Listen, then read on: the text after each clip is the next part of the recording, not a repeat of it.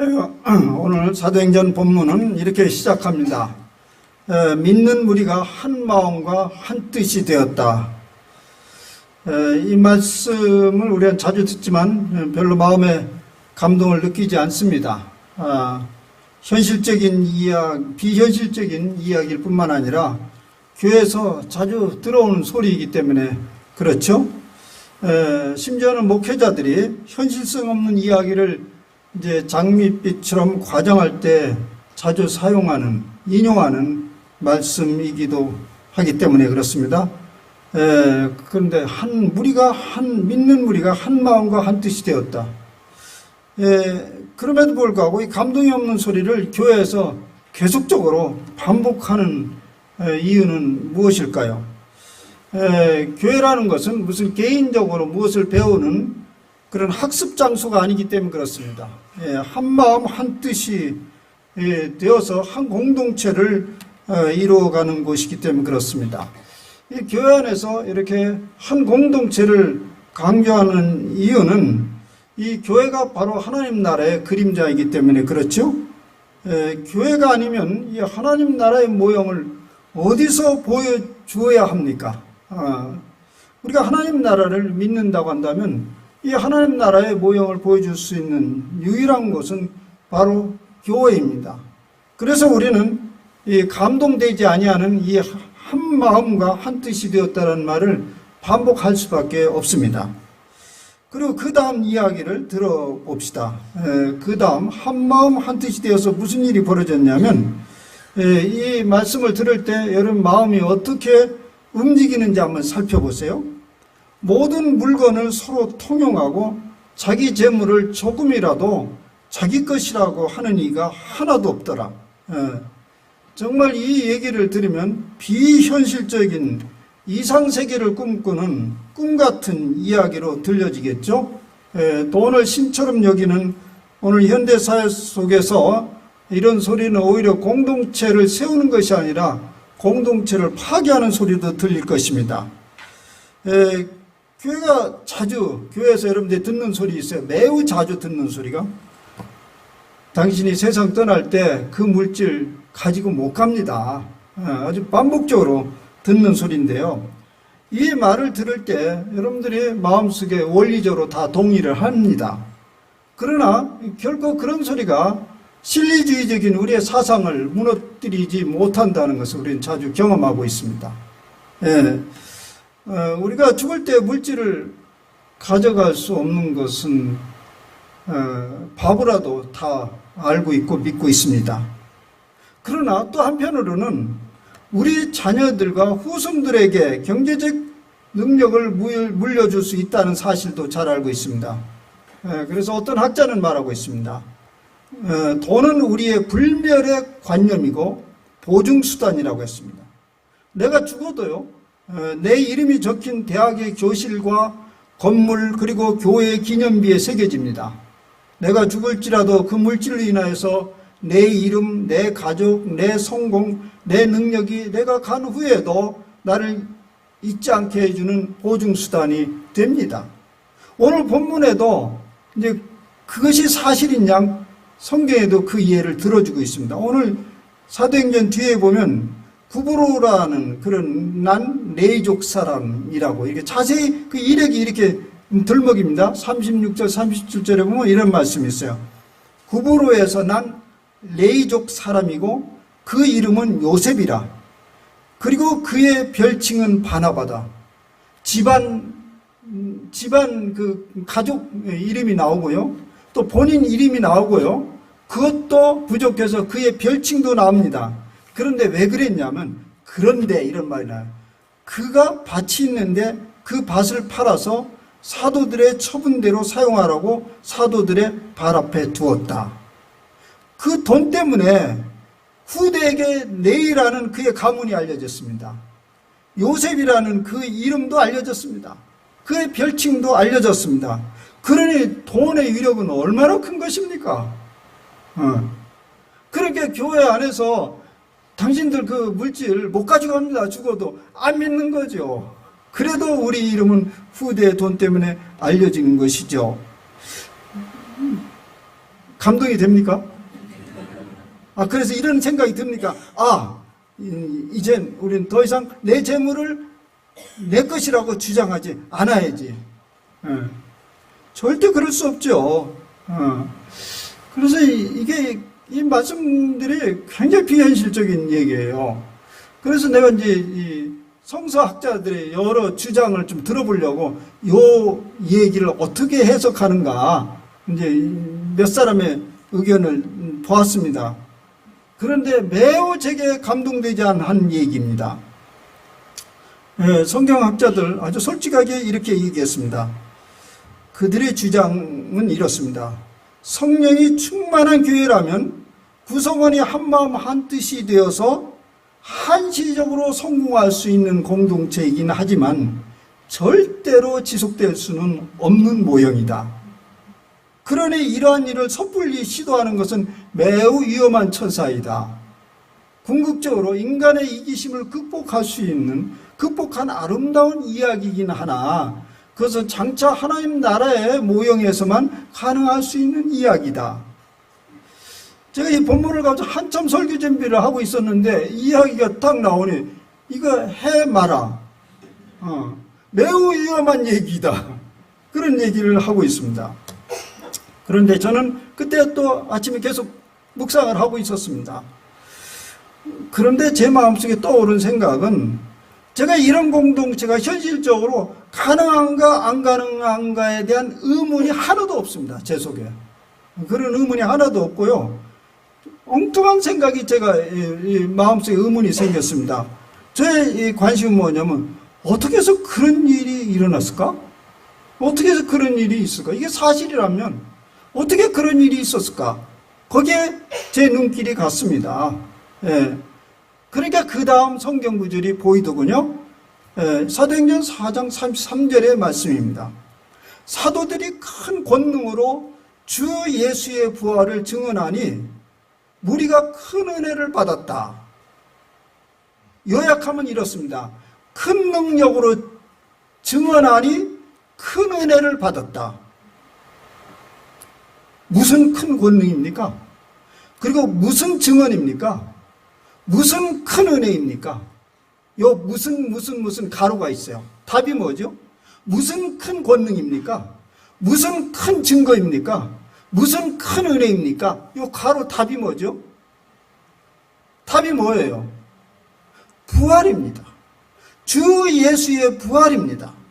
사도들이 어떻게 그렇게 큰 권능자가 되었습니까? 그들이 부활의 생생한 경험자였고 목격자였기 때문에 그렇습니다. 영어로 말하면 I witness가 되었다는 말이죠.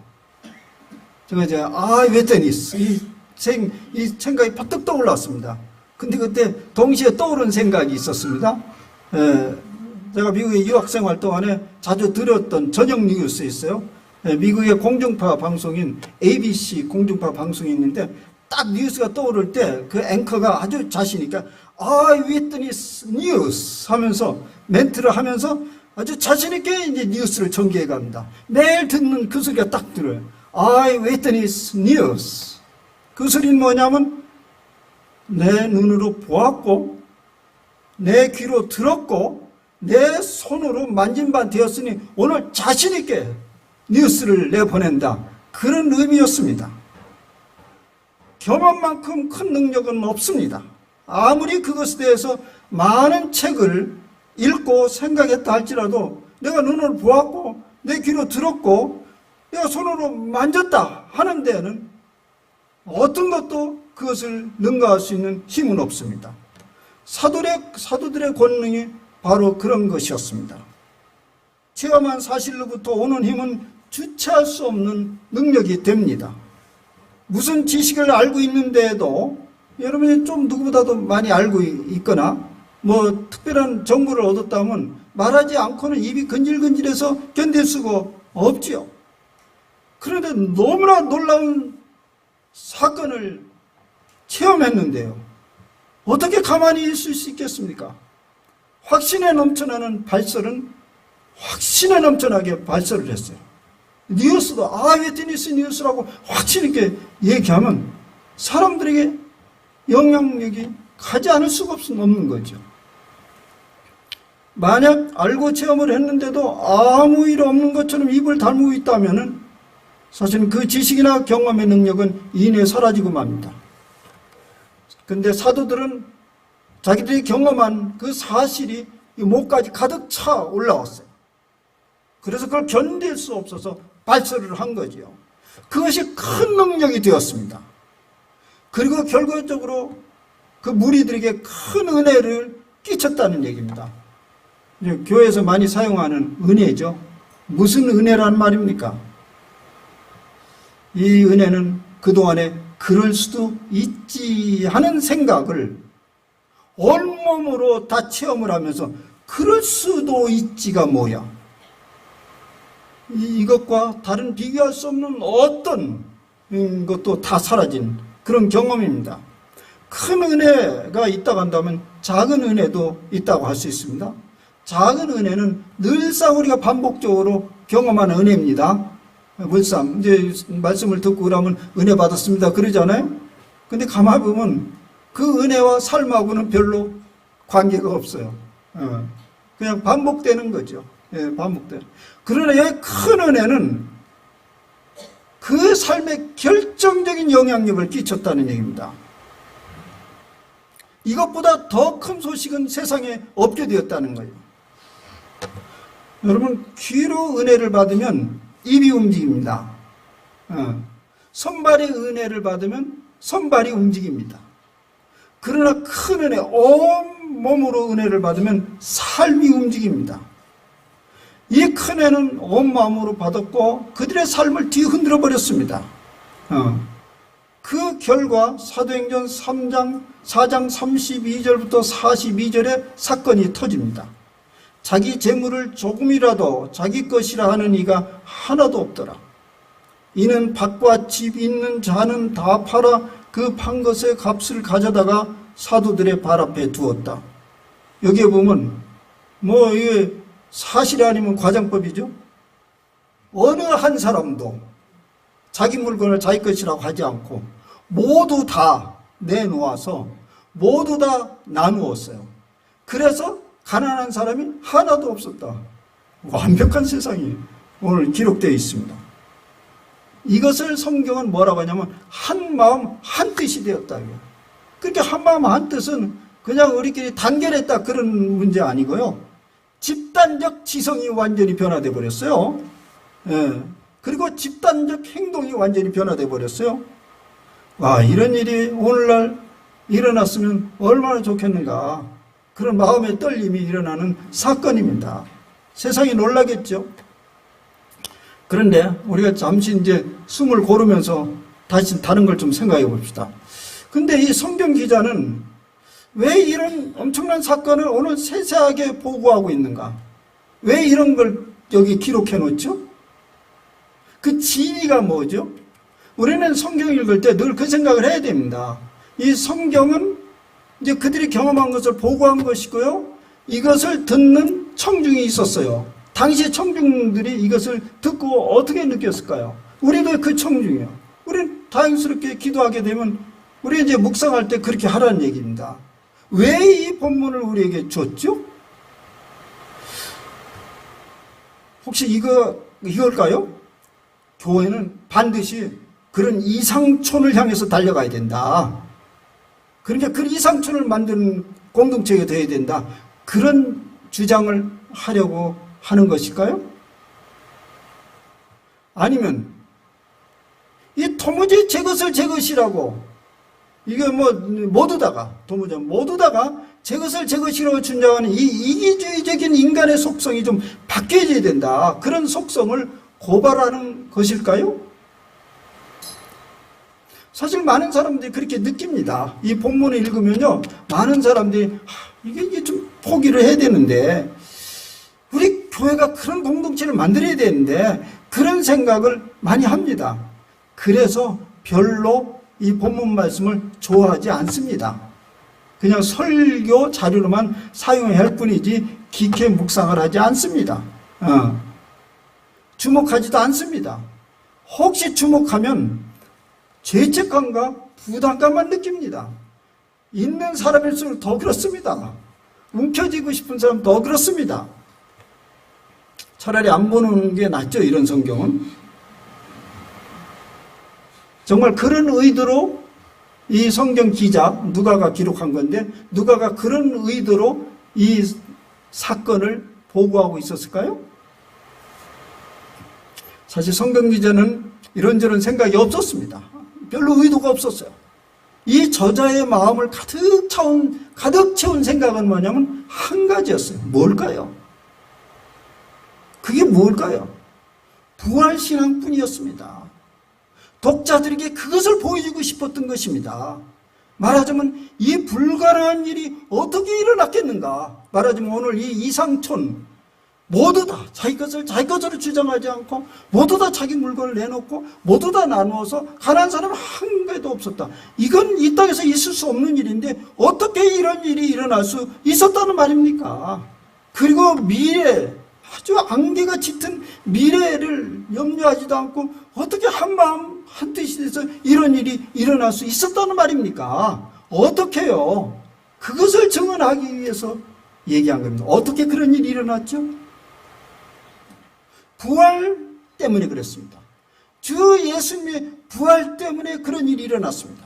이 부활체험이 없었더라면 어떻게 자발적으로 그런 운동이 일어날 수 있었겠습니까? 사도행전을 기록한 이 누가는 바로 이러한 사건을 보여주면서 독자들로 하여금 그러한 삶을 살아내야 한다는 도덕적인 명령을 전하고자 했던 것일까요? 그런 거 아닙니다. 그러한 삶의 모습에서 예수님의 부활이 얼마나 확실했는가를 전해주고자 하는 것이었습니다. 그들은 이미 그 부활을 누리고 있었다는 걸 전해주고 있는 거지만 하나의 미래를 보장하는 그런 거 아니고 어떤 환상적인 생각이 아니고 이미 그들은 그 부활의 삶 속으로 들어가 버렸어. 그래서 그거보다 우선순위 되는 생각이나 소유물이나 그런 것들이 하나도 없어지게 된 것입니다.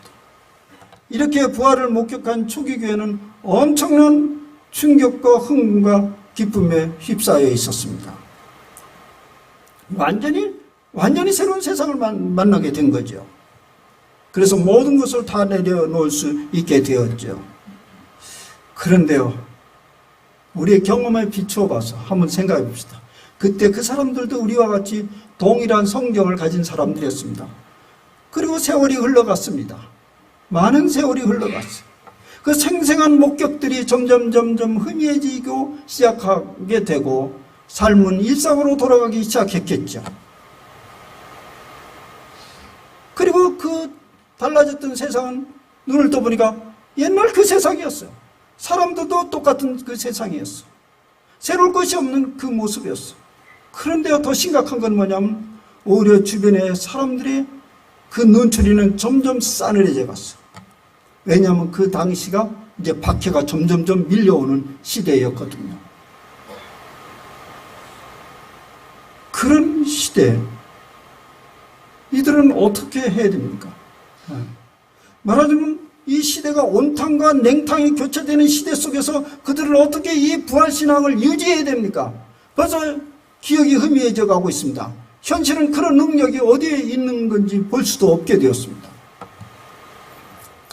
오늘 요한복음은 그러한 시대에 어떻게 부활신앙을 지킬 수 있는가를 전해주는 메시지입니다. 이제 요한복음으로 넘어갑시다. 이 요한복음이 기록되어서 청중들에게 보여줄 때는 그런 시대였습니다. 상당히 부활신앙이 흐려져 가기 시작했고 박해가 시작되는 그때에 점점 그 신앙을 지키기가 어려워진 시대에 이것을 어떻게 유지하면서 그 신앙을 지속할 수 있는지를 관점을 가지고 요한이 경험한 것을 기록하기 시작한 것입니다. 예수님이 부활하신 그때 벌어진 사건입니다. 안식 후 첫날 이른 새벽 어두움이 다 가시기 전에 막달라 마리아라는 여인이 예수님의 묻힌 무덤을 찾아갔습니다. 그녀는 지난 사흘간 뜬 눈으로 밤을 새웠을 것입니다. 그리고 이 아침이 오기를 기다렸을 것입니다. 그리고 이른 아침에 그 예수님이 묻힌 무덤으로 달려갔습니다.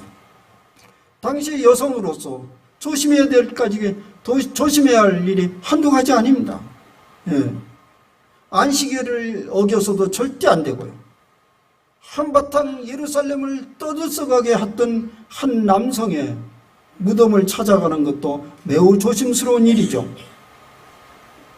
그런데 그녀가 그래서 안식 후 첫날, 안식일이 막 지난 아직 어둠이 어스름하게 깔려있을 때 사람들의 눈을 피하여서 예수님의 무덤을 찾아 달려갔습니다.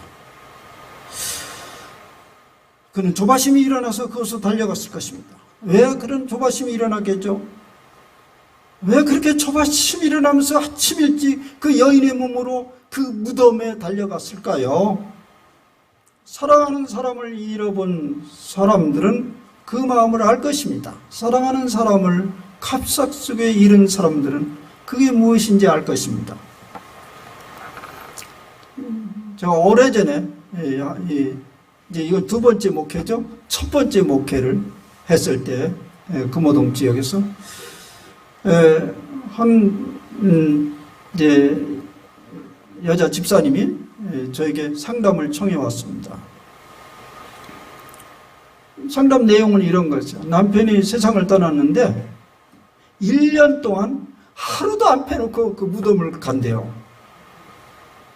그래서 나중에 한 1년 지내보니까 이게 제정신인가? 이 생각이 들어서 염려해서 나에게 상담을 한다고요. 내가 이 일을 계속 해야 되나요? 말해야 되나요? 스스로 제가 할 수 없으니까 그런 거죠. 말을 들어보니까 그 애달픔이 그럴 수밖에 없다는 생각이 들더군요. 이분이 모 대학에서 강의를 하고 있었는데 그 남편이 이 한국의 큰 공중파 방송의 이제 그 프로듀서였는데 그 아내가 학위가 없이 대학에서 강의를 하니까 안타까워서 학위를 마치라고 같이 교회 방송국에서 이제 양해를 받아서 미국 특파원으로 발령을 받아서 거기서 이제 1년 동안 아니 1년이 아니라 수년 동안 아내를 뒷바라지하면서 학위를 마치게 했습니다. 그리고 돌아왔습니다. 그리고 대학에 강단에 섰습니다. 그리고 얼마 후에 남편은 간암에 걸려서 세상에 떠났어요. 그건 자기 탓이라고 생각한 거예요. 내 뒷바라지하느라 이렇게 고생을 하다. 그러니까 계속 1년 동안 무덤에 가서 있는 겁니다. 뭐 제가 가라 마라 할 수가 없지요. 그 상황에. 끊어라 마라. 그건 집사님이 알아서 할 일이지만 그저 뭐 내 입장에 생각하면 그렇다고 살아납니까? 집사님의 정신건강을 위해서도 또 집사님은 지금 지성인이니까 좀 통제를 해보라고 이제 뭐 그 정도 얘기할 수밖에 다른 일은 없습니다. 이 얘기를 꺼내는 것은 이 여인의 마음을 함께 동감해 주려고 한번 꺼내본 거죠. 떨쳐버릴 수 없는 미련, 아픔, 죄스러움 이런 것이 뒤얽힌 감정을 가지고 달려간 거예요. 살아생전 충분히 사랑을 쏟아지 못한 죄스러움. 아무리 쏟아부어도 그런 생각은 들지요. 끝내 보호하고 붙들어 두지 못한 자괴감, 아쉬움 등이 그 무덤이라는 것을 붙들게 만드는 거죠. 그런데 상대방의 입장하고는 상관없는 얘기죠. 본인 입장이죠. 특히 남성들보다 여성들은 그 부분에 대해서 더욱 예민하고 세밀할 수 있죠. 생명을 잉태하고 생명을 낳아보거나 낳을 능력이 있는 본능이 바로 그런 애착과 충성도를 더 깊게 합니다. 사실 세계교회 역사가 그러했고 한국교회가 그러했습니다. 여러분 한국교회만 해도요. 한국교회 안에는 막달라 마리아가 꽉 들어차 있어. 꽉 들어차 있다고. 그래서 이 교회가 지탱하고 있는 것입니다. 성경에는 마리아라는 이름이 많이 등장합니다. 그 이름이 막달라 마리아가 아니에요. 막달라 마리아, 막달라 마리아 이렇게 부른 게 아니에요. 그냥 마리아 하면 여기저기서 손을 들으니까 막달라에서 태어난 마리아 이렇게 손을 드는 그런 이름들이었죠. 그런 이름. 그래서 이제 막달라에서 이제 태어났거나 아니면 그 동네 여자이거나 그래 그 여인이 대표적으로 오늘 성경에 등장합니다. 그런 사람들이 예수님을 지극히 사랑했던 인물들이죠. 근데 성경에는 이 여인들의 역할들이 얼마나 컸는지 무슨 역할을 했는지는 나타나 있지 않습니다. 그리고 예수님의 중요한 파트너가 되었다는 기록도 없습니다. 그러나 곳곳에서 이 여인들이 예수님에게 지극한 헌신을 바쳤고 끝까지 예수님을 지키려는 흔적들이 나타납니다. 사실 성경은 남성 위주로 쓰여진 거거든요. 그래서 이제 남성의 제자들 딱 12명 딱 앉혀놓고 그들의 이야기를 막 전개해 가지 않습니까? 그러니까 이런 여인들의 얘기는 그냥 제껴두면 되는데 이 성경 기자의 양심상 도무지 제껴낼 수가 없는 거예요. 이분들이 어른거려서. 그래서 여기에 이만큼 기록해 놓은 것만 봐도 이 여인들의 역할이 얼마나 컸는지를 간접적으로 유추해 볼 수 있는 거지요. 예. 그곳에서 빼어날 수 없는 여인이 막달라 마리아였던 거죠. 그래서 막달라 마리아에 대한 얽힌 얘기는 참으로 교회 안에 많이 있습니다. 그래서 상당히 오래전 얘기에 헐리우드에서 나온 영화에 Last Temptation이라는 마지막 유혹이라는 그 영화가 나와서 그리 예수 믿는 사람이 막 데모를 하고 그 영화 상영 못하게 하고 막 그랬잖아요. 그런데 그럴 법한 얘기인데 거기에 마리아와 예수님과의 썸띵이 나타나기 시작합니다.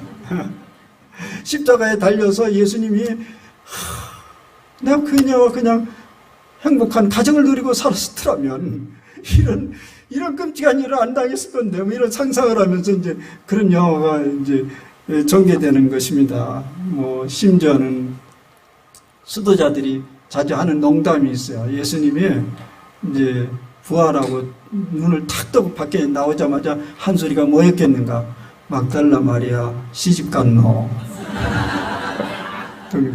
그렇게 애착이 대단했다는 상징적인 하나의 이야기죠. 예. 그럴 수밖에 없어. 예. 본문에 보면요, 여인들과 제자들이 이제 맨 처음에 무덤을 확 같이 간 걸로 봅니다. 요한복음에. 근데 성경에 빈 무덤을 보고 제자들은 집에 갔다 이렇게 나와요. 제자들 가버렸어요. 무덤 비었네? 간다. 근데 막달라 마리아는 안 가고 서 있어요. 그리고 거기서 울고 있었어요. 도대체 이 시신 누가 가지고 왔냐? 예. 이건 누구를 위한 울음입니까? 주님을 위한 울음이보다는 자기 자신을 위한 것이었습니다. 말하자면 이 고통으로부터, 이 상실감으로부터, 이 좌절감으로부터 조금이라도 구원을 받고자 하는 몸부림이죠. 예, 근데 상황은 그렇게 기대대로 돌아가지 않았습니다. 무덤은 텅텅 비어버렸죠. 무덤 밖에서 울고 있어. 다른 수가 없기 때문에. 그런데 그때 부활하신 주님이 불쑥 나타납니다. 처음에는 동산직인 줄 알았다고 기록하고 있는데 곧 알아보았습니다. 알아보고요, 이 여자가 막 달려와가지고 예수님을 확 붙들려고 했더니 예수님이 Stop there. 멈춰라. 그리고 말씀하십니다. 나를 붙들지 말라. 내가 아버지께로 올라가지 아니하노라. 그 대신 내 형제에게 가서 이르라. 내가 내 아버지 곧 너희 아버지, 내 하나님 곧 너희 하나님께로 올라간다 하라. 이런 말입니다. 내 형제들이 가라는 거야. 그 자리에는 막달라 마리아에게 관심이 없듯이 아마 정떼려고 그랬던 거죠. 네, 정떼려고. 마리아 매우 섭섭했지만 할 수 없어. 정떼야죠. 맞는 거예요. 옛 질서로 돌아가려고 하는 마리아를 끄는 거예요. 옛날에 그 익숙한 그 친구 관계는 더 이상 아니다. 새로운 질서가 전개됐다는 것을 알려준 거죠. 그리고 내 형제들에게 달려가라. 사실 마리아가 거기에 우뚝 예수님을 만나면서 한껏 환희를 누리러 갈 때 지금 깊은 골방에서 고통을 당하고 두려워하는 제자들을 생각한 거죠. 형제들이요. 그들이 달려가서 빨리 알리라는 거예요. 이 부활하신 이후에 예수님은 누구도 독점할 수 있는 분이 아니었습니다. 이제 어떤 한 분이 아니라 공동체 가운데 주님은 머무르기를 기뻐하셨다는 얘기입니다. 왜냐하면 예수님이 이 땅에 오신 목적은 하나의 어떤 사람을 성자 만들려고 오신 건 아닙니다. 어떤 개인의 경건을 높게 일으켜주기 위해서 오신 것이 아닙니다. 하나님 나라를 이루기 위해서 오신 것입니다. 그래서 마리아에게 얘기합니다. 당신과 나랑 지금 맞대면에서 이 환희를 누리는 것처럼 공동체 안에는 형제자매로 들어가라. 그러면 거기서 더 풍성한 만남이 있을 것이라는 것을 예고한 것이죠. 그래서 시편의 말씀대로 형제자매가 동거함이 어찌 그리 선하고 아름다운고 그것은 바로 하나님의 아버지의 시선입니다. 신앙생활을 열심히 하는 사람들이 특징이 뭐냐면 개인적 경건이나 개인적 열심을 아주 많이 강조하는 것이 일반적입니다. 그죠? 예, 개인적으로 기도 열심히 하고 이렇게 개인적으로 자기 자신을 드리고, 그런데 거기에만 초점을 맞는다면 그 신앙은 오래 지속하지 못합니다.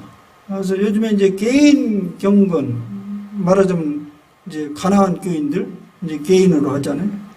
그것을 얼마나 유지될 수 있는지 의문이지만 사실 그게 더 풍성하게 발전되기는 어려웠다는 것을 오늘 상징적으로 보여주잖아요.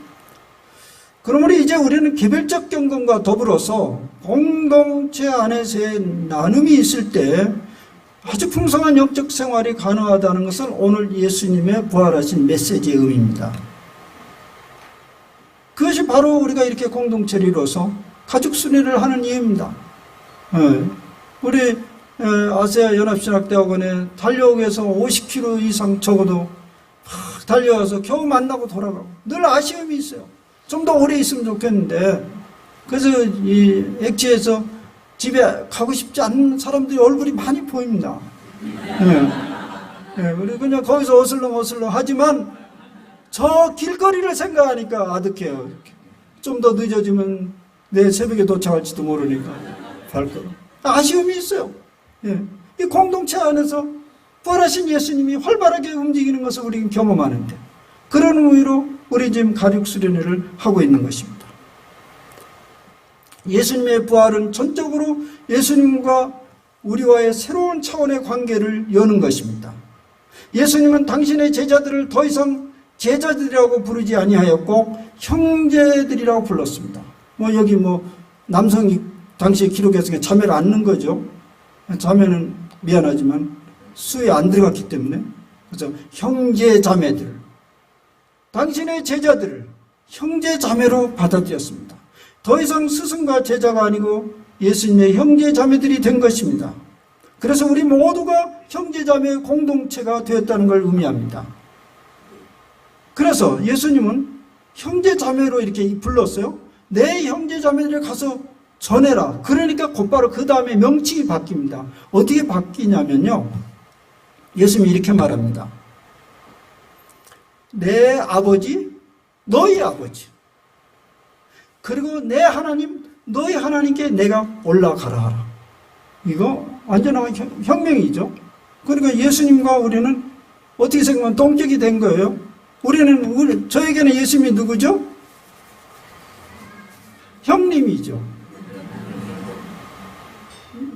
매연 자매님에게는 예수님이 누구죠? 자기가 아니고 오빠. 자기라고 하고 싶으면 하죠. 이렇게 우리의 지위가 달라진 것입니다. 달라진 거예요. 이러한 관계가 예수님의 부활부터 일어난 새로운 세계입니다. 이제 부활하신 주님은 더 이상 무덤 근처에서 어슬렁거리지 않습니다. 우리는 자도 장례식 현장이나 무덤 근처에서 절실히 부활하신 주님을 찾지, 여기죠? 제가 장례식 할 때마다 거기서 그분을 절실하게 찾습니다. 사실 형식상 그렇죠. 주님은 말합니다. 더 이상 무덤 근처에 있지 않다. 형제 자매 한가운데 내가 있다. 그리 달려가라고 말씀하십니다. 부활하신 주님을 찾고자 하느냐? 형제 자매 공동체 안에서 찾거라고 말씀하십니다. 확실한 부활신앙은 개인적인 바람이나 개인적인 경험보다는 형제 자매 공동체 안에서 더욱 확고해진다는 것을 암시하고 있습니다. 제가 경험한 이야기를 좀 말씀드리죠.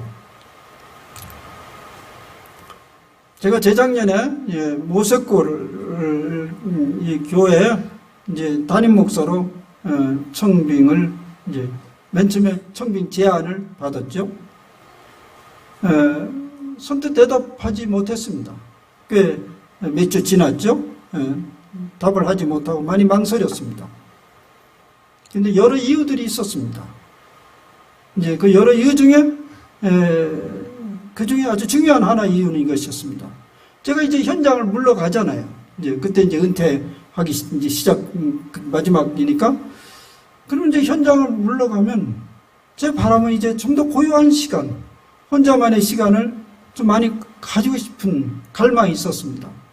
그래서 그동안 가르치려는 목적을 가지고 독서를 많이 했지만 내가 하고 싶은 독서가 있고요. 또 내가 가지고 있는 깊은 사색의 시간이 필요하고 기도의 시간이 필요했던 거예요. 그래서 점점점 주님과 더 가까이 하고 싶다는 열망이 있었어요. 늘 시간이 쫓기고 부족하다는 느낌을 가졌기 때문에. 그런데요, 목회 현장 딱 생각하니까 와, 머리가 너무 복잡해지는 거예요. 왜냐하면 주변에 목회하는 사람, 내 제자도 있고 뭐 동료, 승리 많잖아요. 얼마나 정신없이 돌아가는지 모르겠어요. 분주하고 복잡해지는 그 삶으로 또 다시 들어간다.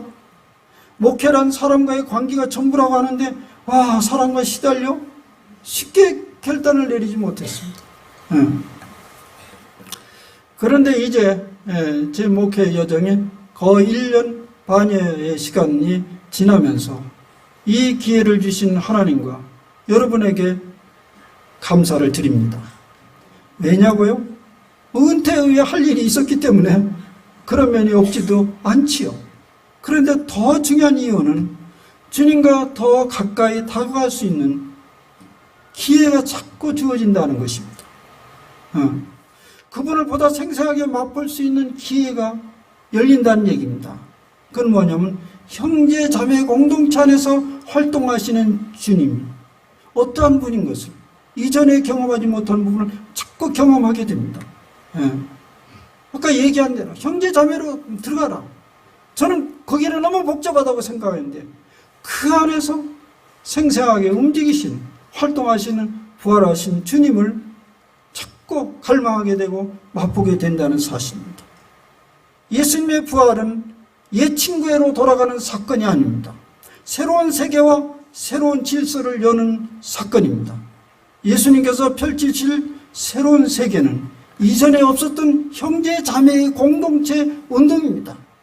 그래서 오늘 사도행전적 공동체가 생겨난 것입니다. 예수님의 부활과 공동체 운동은 매우 밀접한 관계가 있는 것입니다. 주 예수님의 부활 신앙이 활발한 곳에, 주 예수님의 부활 신앙이 그 부활의 권능이 나타나는 곳에 공동체 운동이 일어날 수밖에 없다는 것을 보여주고 있습니다.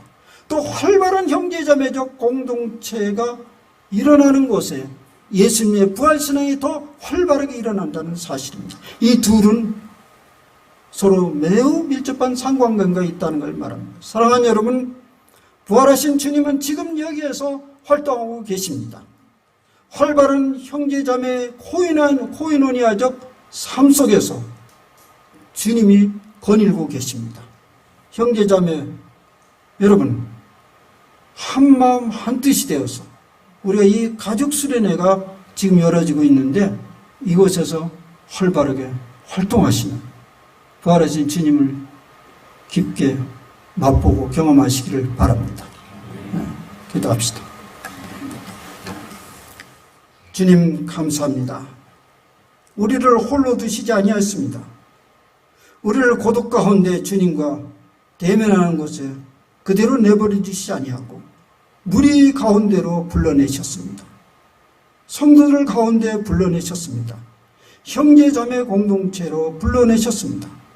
왜냐하면 그곳에서 주님이 우리를 생생하게 만나주시기를 원하시기 때문이었습니다. 아버지 하나님, 우리는 이 특권을 누리고 있습니다. 주님, 여기에서 주님의 부활의 크신 권능을 맛보게 하시고 큰 은혜를 맛보게 하옵소서. 그래서 이전에 벌어졌던 그 공동체 운동이 이곳에서 더욱더 활발하게 일어나게 하면서 우리의 신앙이 더욱더 확고해지고 자라가는 그런 기회를 저희들에게 허락하여 주시옵소서. 이 가족 공동체가 그런 기회를 열어가는 한 매듭이 될 수 있도록 도와주시옵소서. 예수님의 이름으로 감사하며 기도하옵나이다. 아멘.